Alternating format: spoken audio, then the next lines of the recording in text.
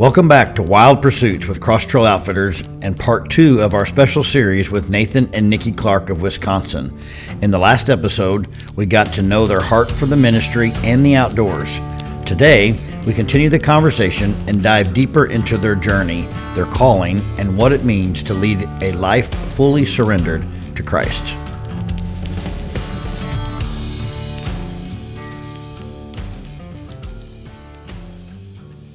How long now have you guys been full-time with CTO? Roughly. Since October. I thought that's what it was. So October, November, December, January, February, March, we're in April. So basically 6 months, just a little over 6 months full-time. And so you had to walk away from another family business, walk away from all you know, all he knows again. You walked away from one thing you knew, farming, went into excavating, the other thing he knows, and now you're like doing something that really he didn't grow up hunting and fishing, which shows again that this is CTO is not about hunting and fishing.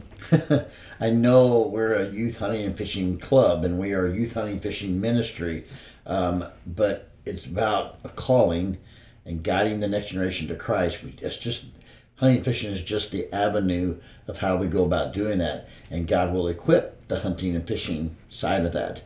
And if I had a nickel for every story of men and some women getting plugged in and understanding that calling in their life, even when they maybe necessarily weren't the best hunter and fisherman in the world, because it's not about that.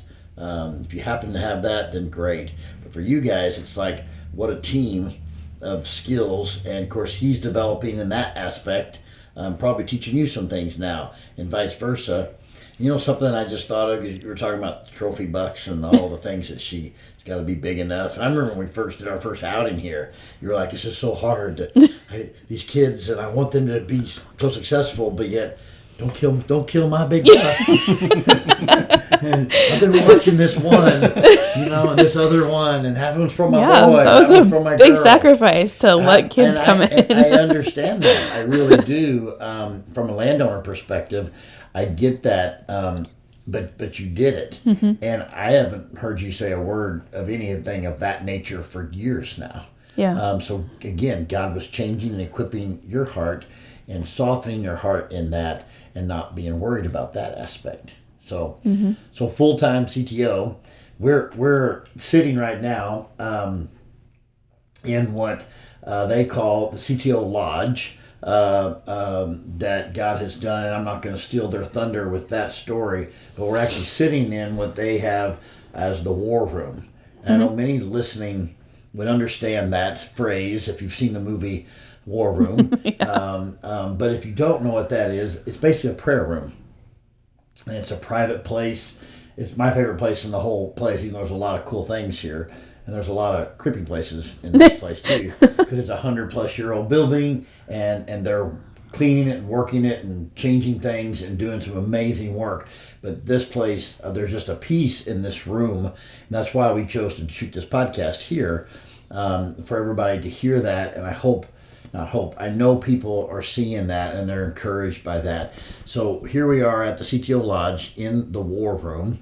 What you've been describing is war, is spiritual war, the battle in our minds and our hearts and our callings, and having to be obedient to things that don't make sense in the world's eyes. Why would you walk away from that? It's very successful. You're paying your bills, and life's rolling, and your children fit in it perfectly, and they're even wanting to invest and get into that when they get to certain ages. And like, God, that doesn't make sense. And I think what encourages me, and I hope encourages others again, is people need to understand it doesn't usually make sense when God calls us something. Man, we could sermon after sermon of the men and women in the Bible that don't make sense with what they're about to do or their calling. It didn't make sense to drop the nets and go when this is what you've known your whole life, to follow some man that you don't know. But they did it, and did it in most cases immediately, and did it. I'm sure not without struggle. Human struggle. wow, what just a powerful story to get that. So take us back to now. Here we are, sitting in this room. We just closed on all this just in the last few months. Yeah. You're like minutes. Don't limit our work down to minutes. The last few months. How did we get here? How did you get here with this place? And I wish there was a way to there kind of is. You can go to our Facebook page. We did a little tour, but just if you could just see kind of how this small community and how it fits, and it's right next door to a tavern, bar, or whatever you want to call it. My father would call it the den of iniquity. What his phrase would be the old timer mindset. And just the things that I believe God's going to do for this community, and starting an after school sportsman's night. Looks a little different, but it's a sportsman's night. It's just during the day, right after school, for kids just to walk in and to learn a skill and learn about Christ. And walk in a place. It's got a game room. We got a worship center. We've got like the old bar that this place used to be. And to me, I just look at that, and you got all the seats and stuff, and just see kids coming in and having ice cream floats or pop or chips and just hanging out, and then getting to go learn a skill, and then getting to go learn about Christ. And then all of a sudden you're like, hey, we got this outing, you got the summer camp this summer, and everybody getting excited about that. I mean, you can't help but be here and just see that vision right before your eyes. So how did we get here with this? Because I know it's part of your journey. It goes back to what we've been saying of all the way back to the music ministry, and getting you and hearing God here while you're singing and looking across and understanding that. Take us to that, because that's another powerful thing of God equipping, showing you, but didn't know what it was, but now you can go back and connect that, and how all that's connected with where we are today. Okay, so that would bring me to Wednesday morning. Okay. So Tuesday night we had told our accountant that we were walking away. Yeah. Wednesday morning, she called me, and we had some conversation. You know, she wanted to know if we had, told my parents and things like that and stuff. And I thought our conversation was over, and she said, Nikki, I have to ask you a question. And I'm like, yeah. She goes, are you guys going to need a building? And I was like, I don't know. And just through a little bit of communication, I found out that this building, which was at the time being used as the food harvest ministry in town, where they come, they bring truckloads of food and then distribute it to the people in the community that maybe need help with groceries and things like that. Mm-hmm. And that's what they were using it for. Up until that point, it had been a bar for like almost 100 years. It had been a bar. And anyway, so in 2018, Nathan had actually been asked to come look at this place to tear it down. So that was the year before we got into CTO. Well, maybe the year of that we found out about CTO. Through the excavating business. Through the excavating business. Yes. That was family owned. Yep. By your family. Right. Because the building was in rough shape. There's a basement, and then there's crawl space, and a lot of the foundation is, needs help still. But so that was on my mind when I found out that it was this building. Like, I don't know if we want that building, but and so we had a little conversation about it, and she said, well, why don't you talk to Nathan about it? I'll talk to the lady in charge, and basically let's just see what God does with it.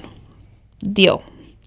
So we got off the phone, and now I have even more on my mind. My mind is, I explain my mind as, those little like telephone booth things that they put dollar bills in and turn like this huge fan, and there's dollar bills, and people have to go in there and try to catch as many as they can.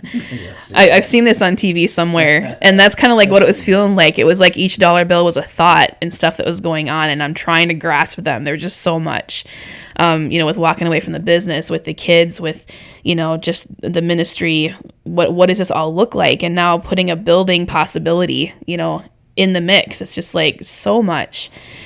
And so, I had kind of just let that simmer a little bit, and it's just like I couldn't get anything done that morning. I was just trying to gather my thoughts and couldn't even do that. And so I'm like, I need to spend some time with God, and why is it always when the things are the worst that it's like, oh yeah, right. So it was it was a little bit of that. And so I grabbed my Bible and I actually was going out to our camper, because, we have 3 big dogs. We have 3 teenagers. The house gets a little bit noisy. And so that's where I was headed. So I went out there where it was quiet, and I start reading where I'd left off the day before. And I read through about a half a page of my Bible and realized that I have no idea what I just read. Nothing stuck. And I was frustrated, because it was like I was trying to get, let God speak to me. I was trying to clear my thoughts and stuff, and nothing was working, and I wasn't even hearing him. And so I remember kind of sliding my Bible away from me on the table, and I just leaned back in my chair, and I just out loud, I just said, God, what are you doing? And in that moment, he gave me a very clear vision. And it was a vision of a little piece of our past, and it was something that actually happened. And in that vision, Nathan mentioned before that we would travel to communities and doing outreach and things like that. Well, one of the local churches here close to Boyceville would actually hire me to come in and do outreach concerts during their community days, which is called Pickle Fest. Mm-hmm. And when we would come in, he explained that we had a big portable stage. It was 24 by 24 that he built. Still have it. It's an amazing big stage, big sound equipment, so we can go in anywhere and set up, and you'd hear us a mile away. I mean, we had big stuff. And so we're setting up just across the street from this building that we're sitting in right now. And at the time it was a bar. And so this was approximately 2011 is when this happened. And so we're across the street in my vision. I'm on stage, and I'm facing the bar, and the bar has glass doors in the front, and I'm singing the song, When I Speak Your Name. Carrie Job does it. And the words to that song, the powerful words in that song are, when I speak your name, mountains move, chains are loosed. When I speak your name, darkness flees, it has no hold on me.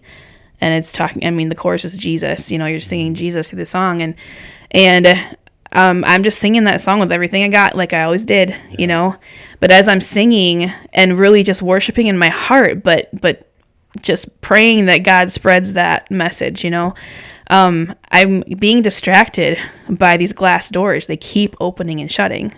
And so I kind of just, I'm still singing and everything, and I just notice, and I look at the doors of the bar, and there's guys that are kind of doing this, what's going on out here? And they're curious, and they come out, and they all have their beers in their hands, and they walk out, and they kind of start lining up on the sidewalk, and pretty soon there's over a dozen guys out there, not talking to anybody, just completely focused on me. Mm-hmm. And I remember so clearly, in that vision too, I started praying for those guys, every one of them. I'm like, Lord, if I can plant a seed in any of those guys, just let me do that. If I can water a seed that's already been planted, let me be that, just whatever I can do to minister to them. And because obviously something drew them out, God drew them out, but there's something there that they're searching, and then I started praying for the bar, because that's where it was all originating from. That's where, they're going there for their struggles. And I started praying for the bar, and I asked God to someday, somehow use that building for his glory. The vision stops. And I was just like, whoa, God just gave us a building. And I just heard about it, minutes. Nobody has been talked to. We have no idea. But being that he gave me that vision and reminded me that many years ago, I prayed. 2011, so almost 15 years ago. Mm-hmm. Yep. Yeah. And so, it was actually about a week later. We didn't hear anything from our accountant or anyone for about a week. And then a week later, we got a phone call, actually from the lady that was in charge of it at the time, asking if we would like to come meet the board and tour the building. And of course, it was like, yep, we'll be there. Yeah. So we came and did a tour and met with the board, and Make a long story short. You can't. Here we are. Yeah, right. Yeah. Bar into a war room. Yep, and actually, room. right. And a kid's room, and we spent the night here. We had campfire out back and worship the other night, and kids went turkey hunting, and sportsman's night was done this week while we were here. I mean, yeah. And we're only just beginning. Had no idea that it was going to be you, and you prayed that, you guys prayed that God use it for your glory. No, never and would have you're guessed. going to be handed the deed to this, basically, and be doing Cross Trail Outfitters here, and it's called the CTO Lodge. Yep. Who would have ever thought it, right? That's just, again, but none of that happens. None of that even happens if you don't accept the call to full-time music ministry. Back in the farming days. Yep. And I mean, it's just short of, you can almost say it's short of a miracle. If you really, and I hope everybody's tracking, and I know we'll figure this out, how to piece this out in our podcasts, because because I just think it's so worth people understanding, not just because it's your story, because I know there's so many people, millions of people out there that struggle with their calling and having a peace with what they're doing in their life, and not feeling like, not that it's got to be as dramatic as maybe it has been for you guys, but everybody has a calling, every single person, and they struggle with their identity and who they are in Christ, what they're doing, and I just think it's just such a huge encouragement when understanding that God's always growing, always equipping, always preparing, as long as we are willing to see that and use that. And you said something earlier. Every act of obedience was a step up. Every act of obedience, like here, here, and like you just said, you're just beginning. We just did a vision meeting, and that's exactly, we're just beginning. Even though, wait a minute, you started this 6 years ago, but you are just beginning. And we've been saying this in CTO nationwide. We're just beginning with Cross Trail Outfitters nationwide, but we've been in ministry and ministering to kids for through the outdoors for 20 years, over 20 years now, and we're just beginning. You guys are just beginning, not just in your community, not just here in this building, but for the state of Wisconsin, and what God's going to do using this as your hub, if you will. I'm excited to watch it. I'm excited to see what God's going to do. Excited to see how it's going to change kids' lives, change this community, and how it's going to explode all across the state of Wisconsin. Utilizing it all starts way back where God was equipping you, one thing after another. And you're going to look back and see that again. It's going to be another step. And we know we're at war. And we know that we're going to have some difficult times during this, and but you're prepared for that.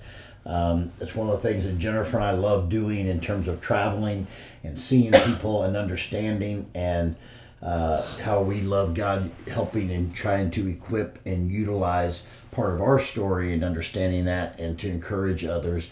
Your all story is amazingly encouraging. So I don't want to cut off, because if you got something else to add to that, but that does take us to where we are currently, and we know there's a lot more. There's a lot more, and I think if people want to hear more too, I know you guys are open to even sharing with people if they want to hear more of that story, just need something encouraging.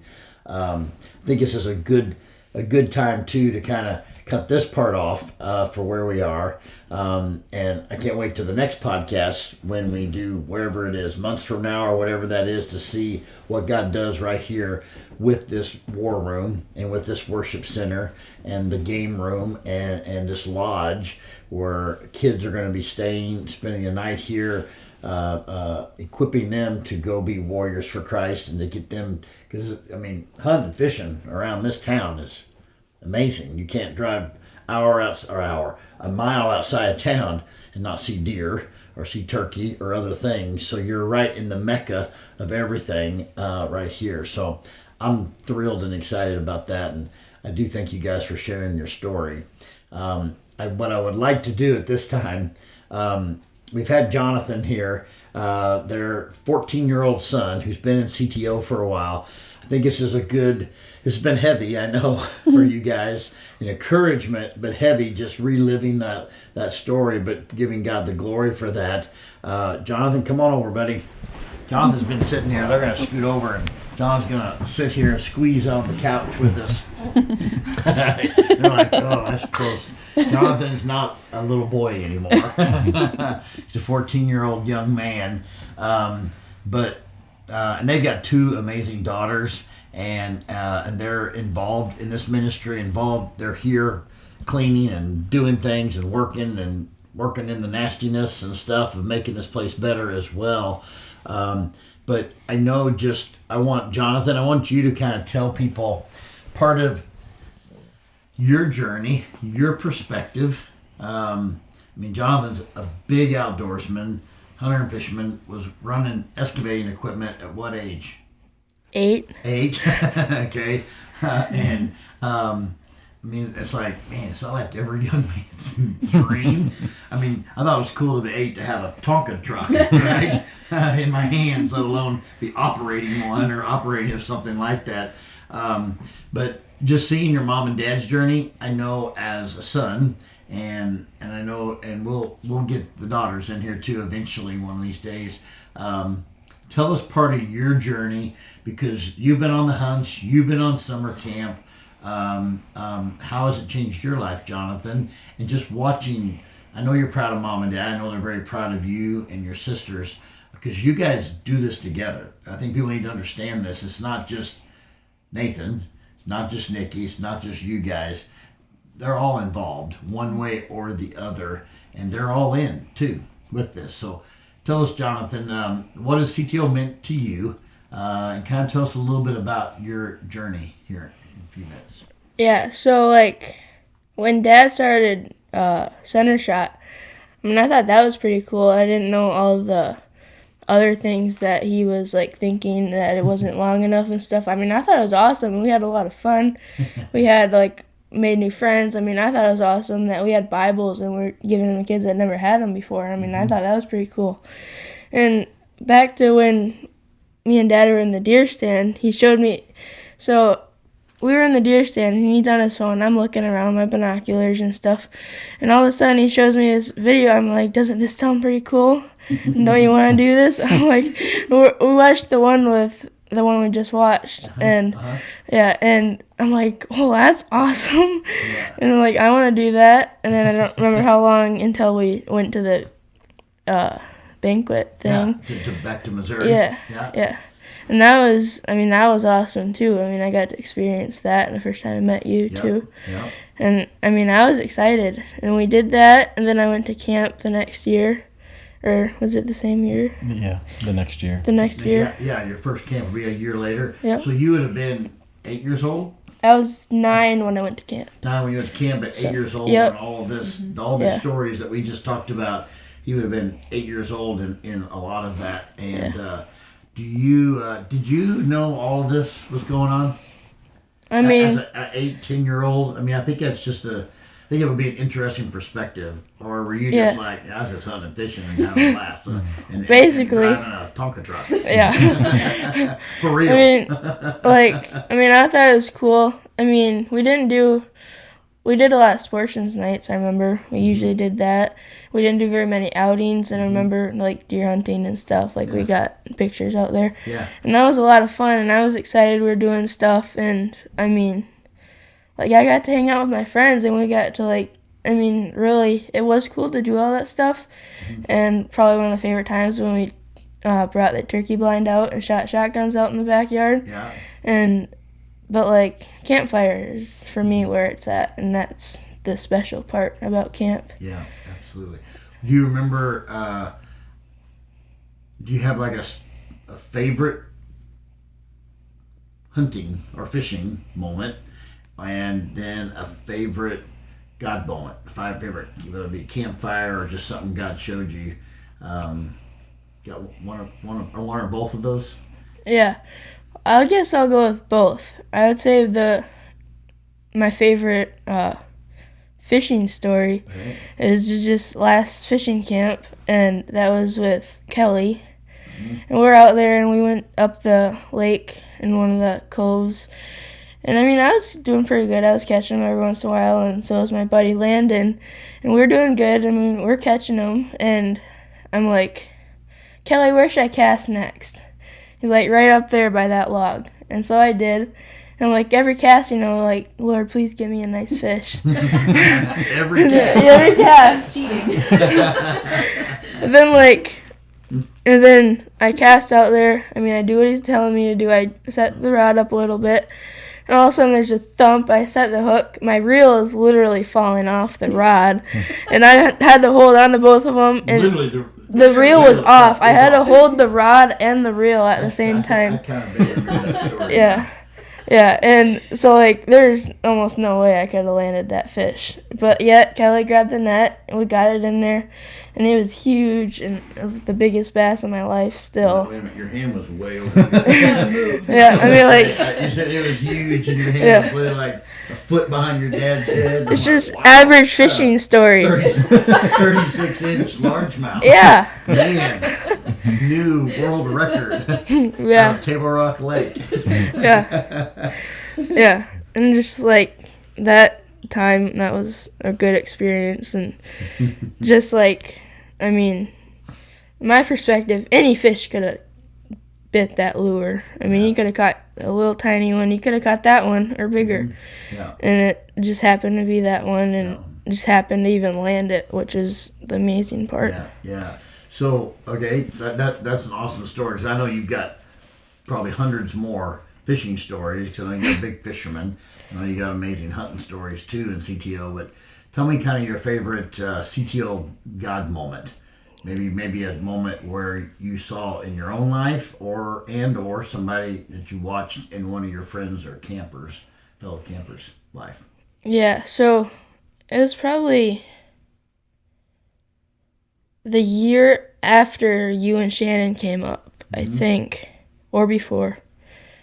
And it was, again, me and my buddy Landon were out there in the stand, and we were out there, and I'm second shooter because I want him to shoot, because, I mean, I've been doing this a while, and I'm like, I want God to let him be able to shoot. And What were you hunting? deer. Okay. Yeah, deer.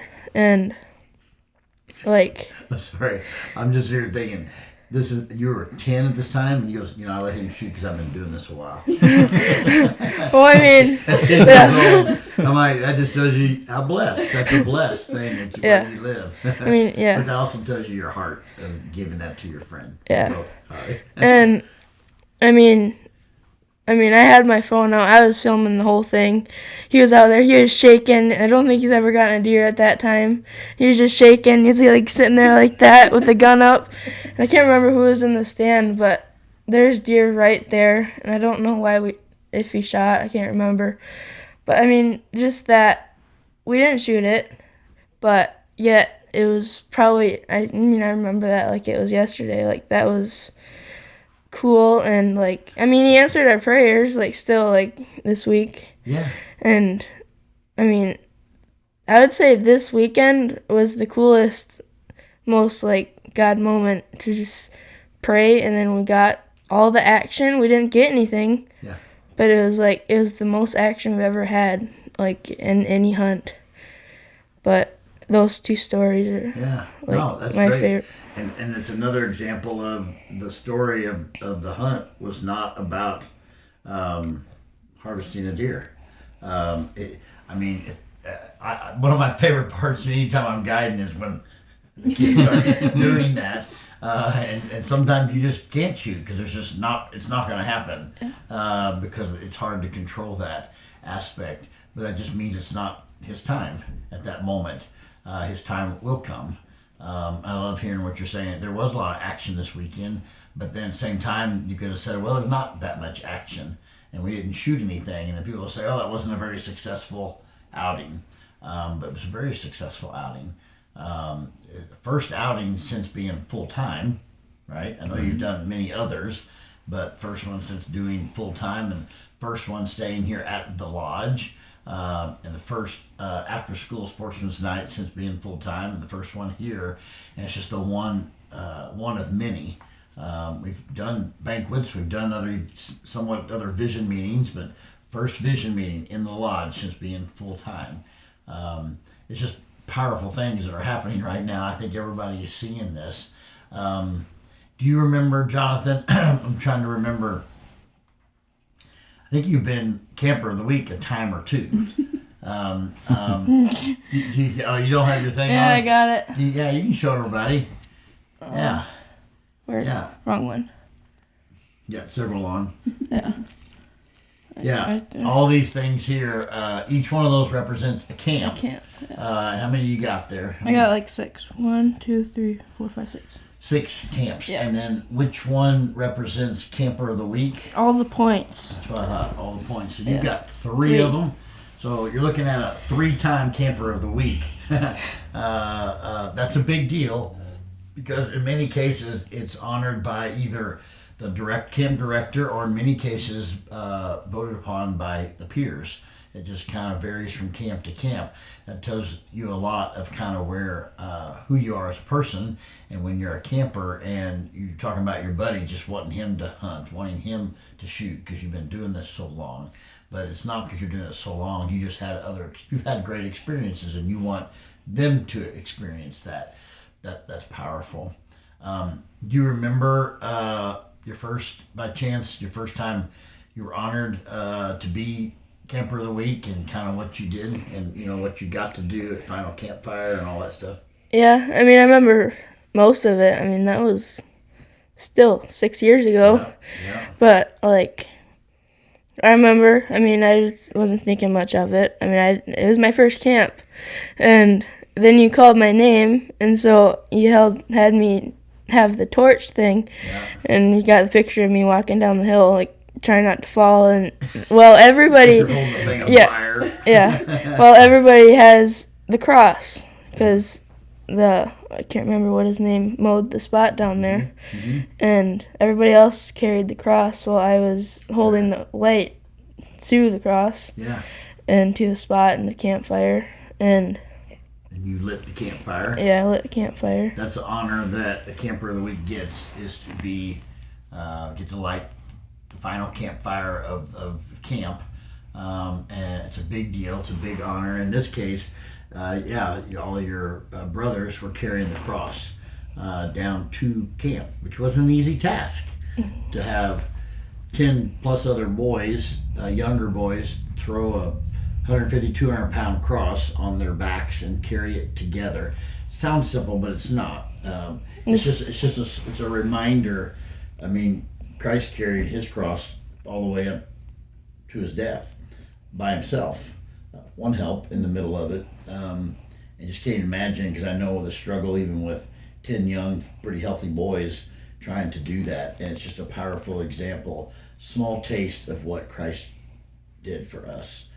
That's one of the reasons why we do that in CTO. So that was awesome. I was curious if you were so young, but you remember those times when you did that. So, well, do you have another CTO moment that you would like to share of just anything from your highest or your lowest or your most inspirational campfire or any other moment you can think of that you want to share? I don't know. I mean, almost every every outing has its own specialty. Well, okay, well then do this. Look in that camera.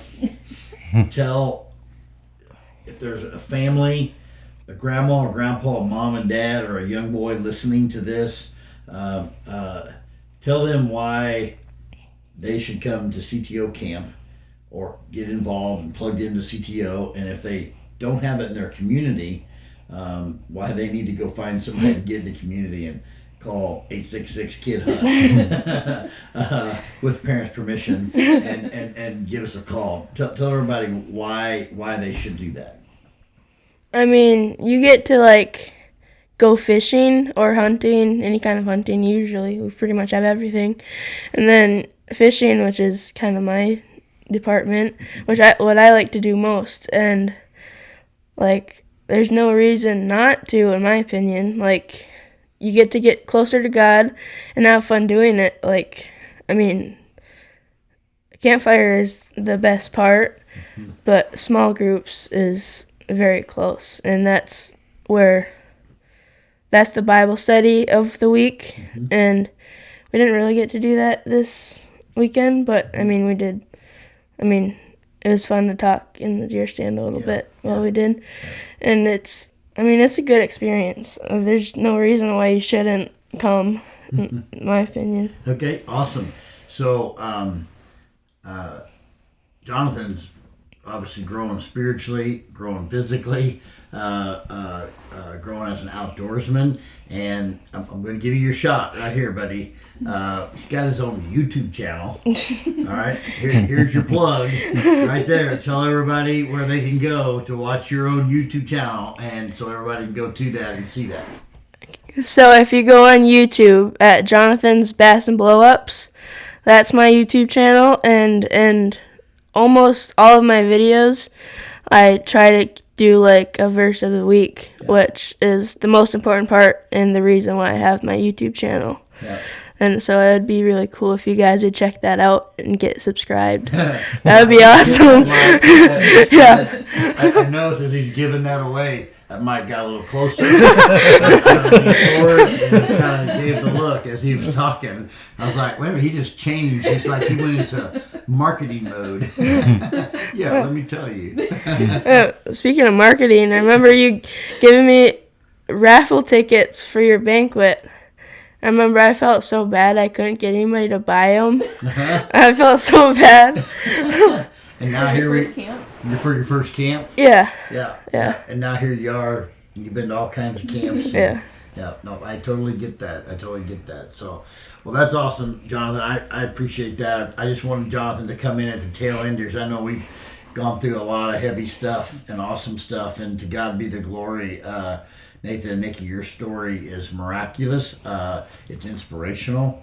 And I know people listening from now on this day forward will be very encouraged by hearing what you are saying. And I'm sure there's people are going to be saying, man, I can't wait to hear the next one 6 months from now or at the end of this year or a year from now. Just watching your journey over the last several years.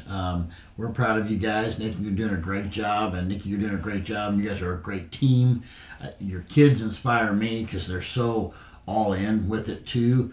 And I just wanted to bring Jonathan in, just kind of give you a perspective that it's not just them in this ministry. Their kids are, and they have an amazing team, and their team is growing. And if people around in Wisconsin are very interested in getting signed up or wanting to start a chapter here in Wisconsin, please do go to teamcto.org or go to 866-KID-HUNT. Dial that number. That'll go straight to one of our national offices and tell them where you are. They'll get you plugged in right here. They'll get a hold of Nathan and allows you to get a chance to get plugged in and get a chapter started in your area. And if you don't have a chapter there, and if you don't feel called to that and you have a kid or something, check us out. Come to our camps. Man, we're getting ready to have 4 camps here this summer in Wisconsin, and they're traveling to Missouri to 2 of our Ram camps to help lead those again. So if you want to get plugged in, please go check us out. You can go on our Facebook page at Cross Trail Outfitters. You can even just Google Cross Trail Outfitters. It'll take you to our website. Or again, if you've got questions and want to talk to somebody specifically, we do have somebody that will be answering. You can call that 866-KID-HUNT number, and it'll go you directly to a line, and we'll get you connected with the right person to get plugged into Cross Trail Outfitters. So, Jonathan, Nathan, and Nikki, thank you so much. And until next time, we'll see you around the campfire with Wild Pursuits and Cross Trail Outfitters. Thank you for listening to Wild Pursuits with Cross Trail Outfitters. CTO is a hunting and fishing club with the mission of guiding the next generation to Christ through the outdoors.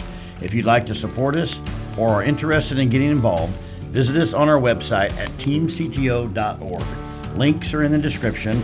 Make sure to like and share our podcast. And Join us next time around the campfire with Wild Pursuits.